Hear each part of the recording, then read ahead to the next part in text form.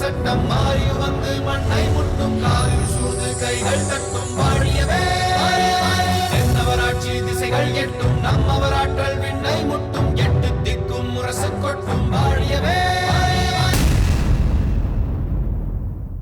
ரோமாபுரியிலிருந்து வரவேண்டிய தூதுவனை உடனே அனுப்பும்படி மடல் அனுப்புவதென்று மன்னர் தீர்மானித்தார்.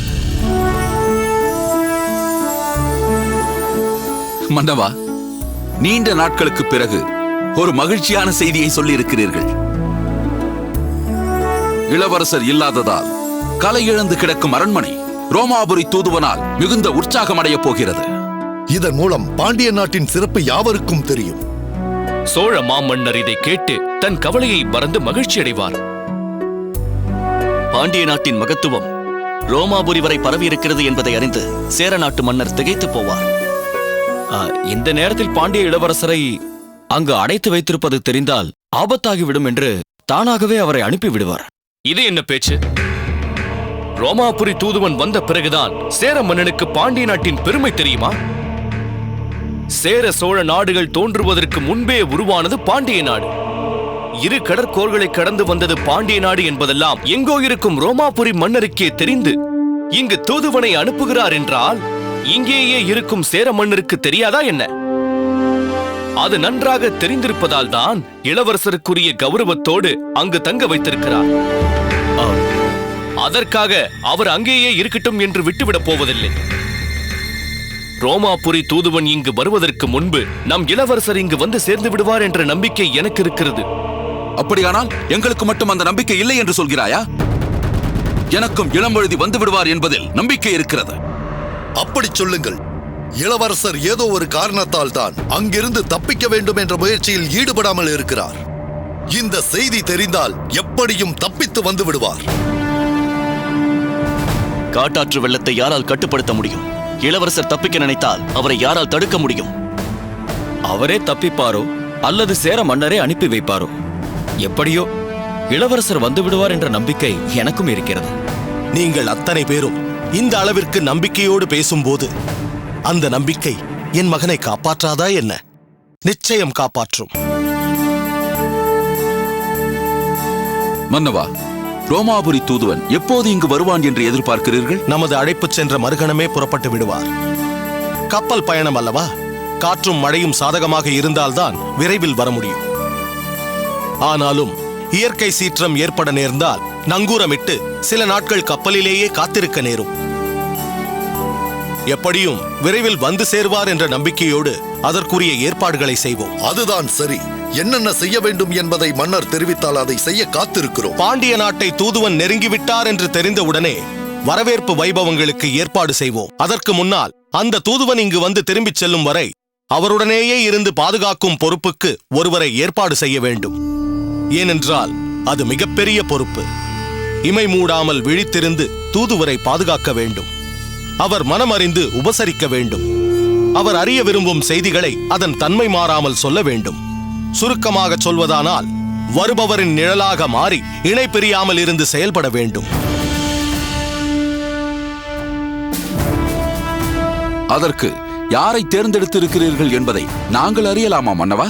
அப்படி தேர்ந்தெடுத்திருந்தால் அவர் பெயரையே இங்கு அறிவித்திருப்பேனே. அந்த விஷயத்தில் இன்னும் தெளிவான தீர்மானத்திற்கு என்னால் வர முடியவில்லை. அப்படி தீர்மானித்த பிறகு அனைவரையும் அழைத்து நான் அதை வெளியிடுகிறேன். இப்பொழுது அவை கலையலாம்.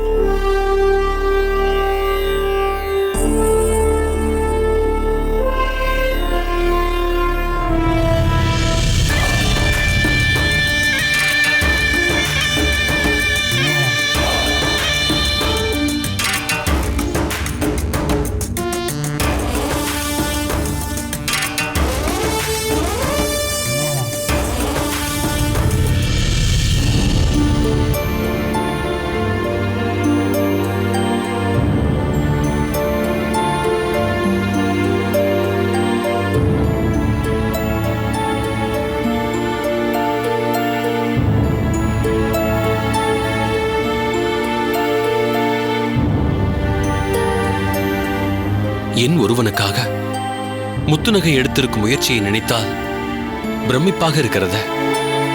எதிரியையும் தன்வசப்படுத்திக் கொள்ளும் ஆற்றல் அவருக்குத்தான் உண்டு. குணாளனாக வந்திருக்கும் பார்த்திபனின் திறமையும் இதில் கலந்திருக்கிறது.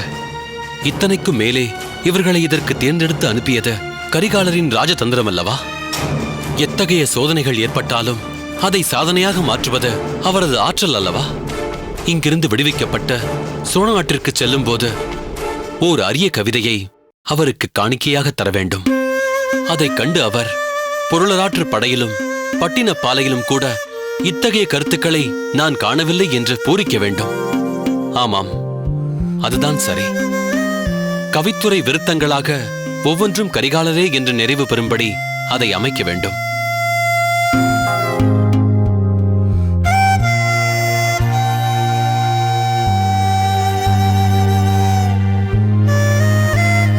முதல் பாடல் அவரது வீரத்தையும் விவேகத்தையும் கூறுவதாக அமைய வேண்டும். பின்னர் ஒவ்வொரு பாடலிலும் தனித்தனியே அவரது சிறப்புகளை சொல்லும் வகையில் அமைத்துக் கொள்ள வேண்டும். வீரத்தின் வடிவமிங்கு யாரென்று கேட்பவர்க்க விரைவாக சொல்லும் பெயர் அவர் பெயரேதான். சாரமுள இலக்கிய பாவனைத்தும் கற்றவதும் எந்நாளும் அவர் பெயரேதான். ஈரமுள நெஞ்சமுடன் பகைவரையும் மன்னிக்கும் இனியவர் பேர் கேட்டாலும் அவர் பெயரேதான். யாரவர் என்பவர்க்கு பேர் சொல்ல வேண்டுமெனில் என்றும் அவர் சேரலாதன்.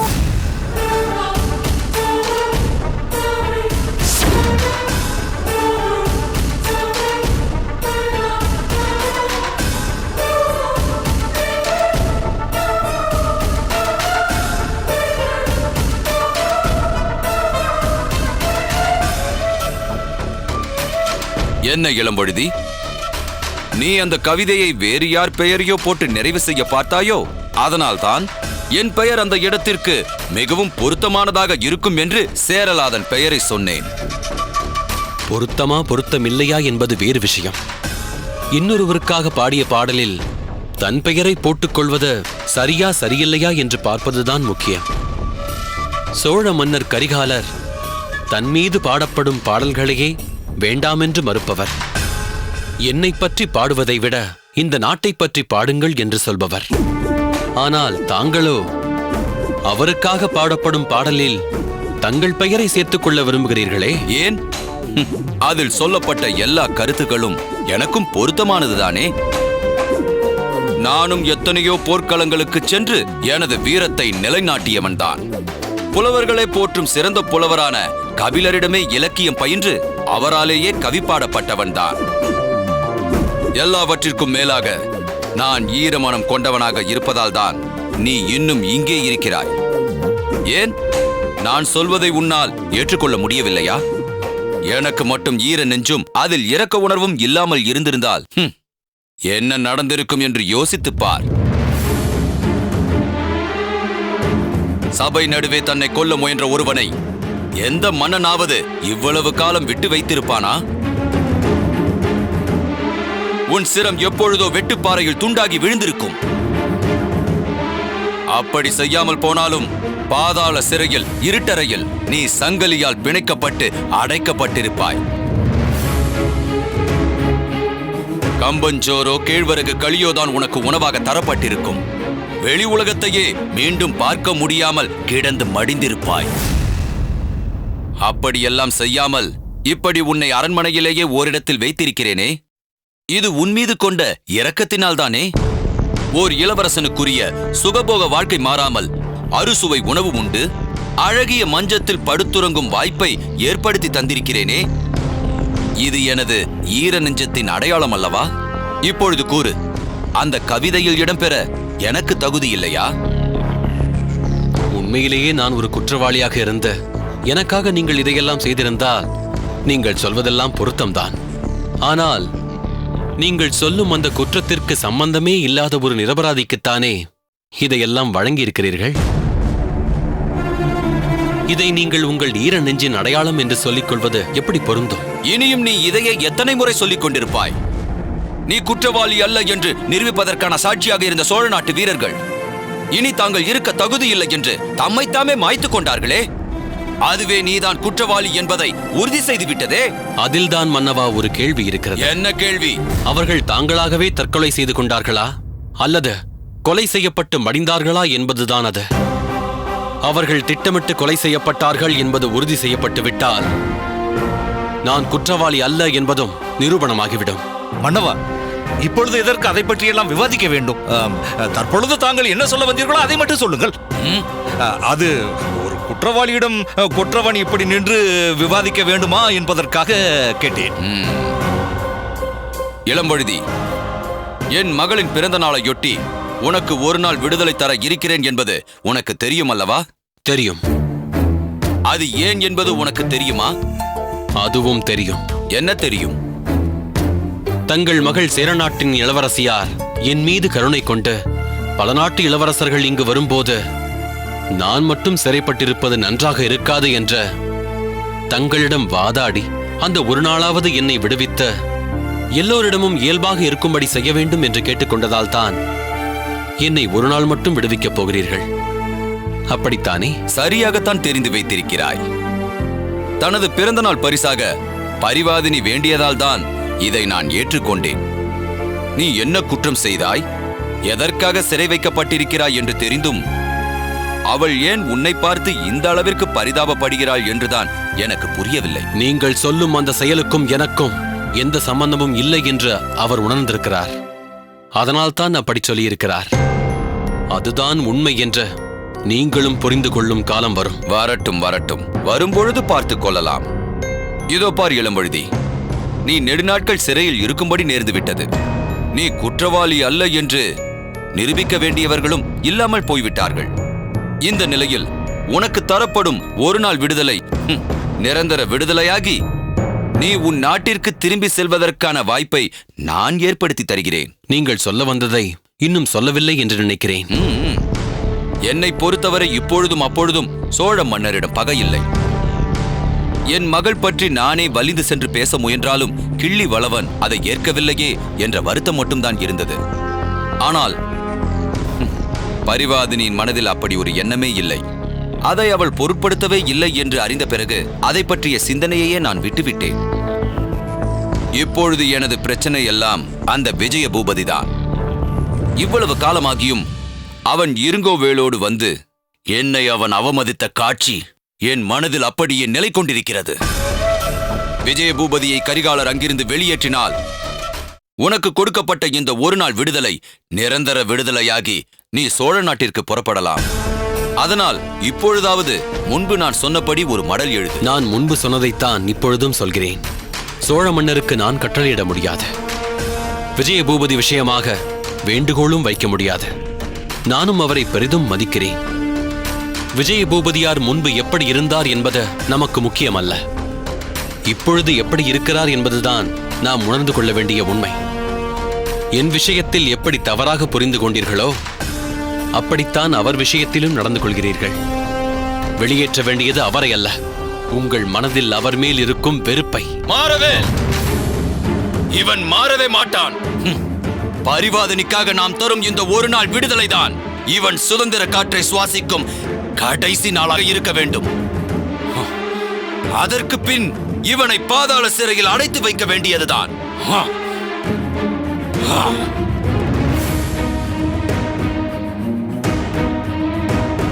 இளம்பழுதி, இளவரசியாரின் பிறந்த நாள் முடியட்டும். உன்னை பாதாள சிறைக்கு அல்ல, பரலோகத்திற்கே உன்னை அனுப்பி வைக்கிறேன். விஜய பூபதி வரப்போவதும் இல்லை, நீ சோழ நாட்டிற்கு போகப் போவதும் இல்லை. உனக்கு இனிமேல் என் கையால் தான் மரணம். சிங்கம் காயப்பட்டு உட்கார்ந்து விட்டால் சுண்டலிகள் கூட மேலே ஏறி விளையாடுமாம். இதே மன்னர் தன் கரத்தால் உன் தலையை வெட்டும் காலம் விரைவில் வரும். நீயும் அதற்காக காத்திரு.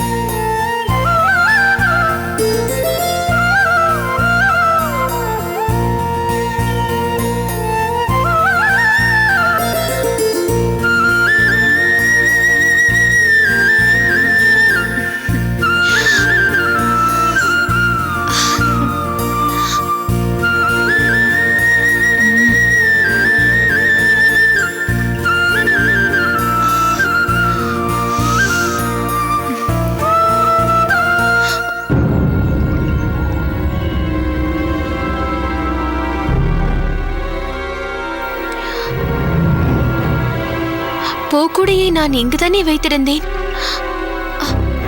அதற்குள் எப்படி மாயமாக மறைந்து விட்டது? பூக்குடையை யார் எடுத்தது?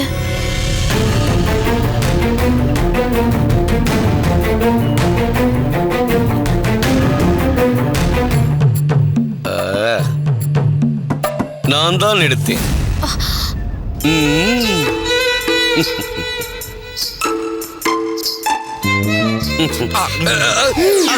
சிவ பூஜையில் கரடியா?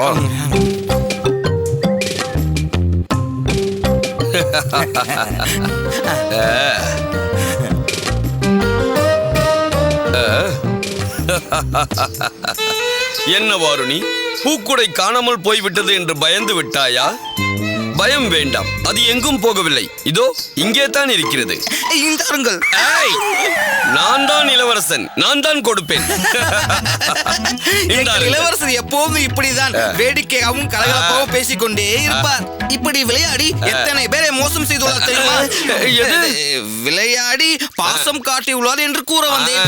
மன்னிக்க வேண்டும் இளவரசே, நாக்கு குளறி பாசம் மோசமாகிவிட்டது. உடம்பு மோசமாகிவிடும், அறுத்து விடுவேன் நாக்கை. வாருணி, நான் கலகலப்பானவன் என்பது உண்மைதான்.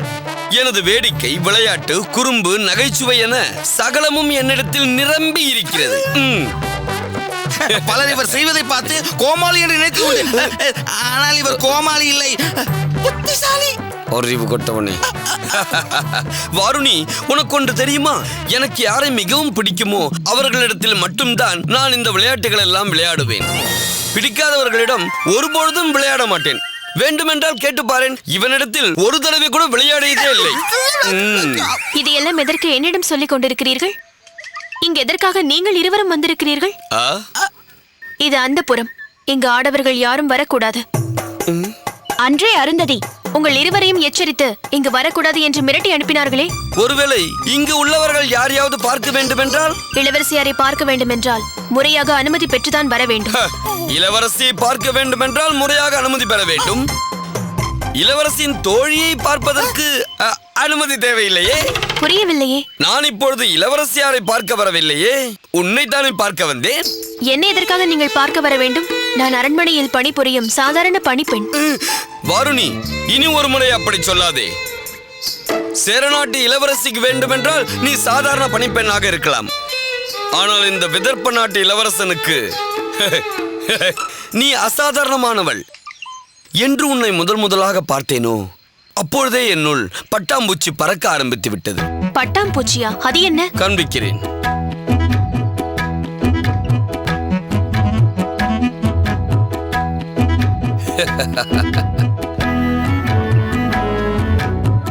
பார்த்தாயா, காதல் பட்டாம்பூச்சி. இப்பொழுது வேண்டாம், பிறகு வா.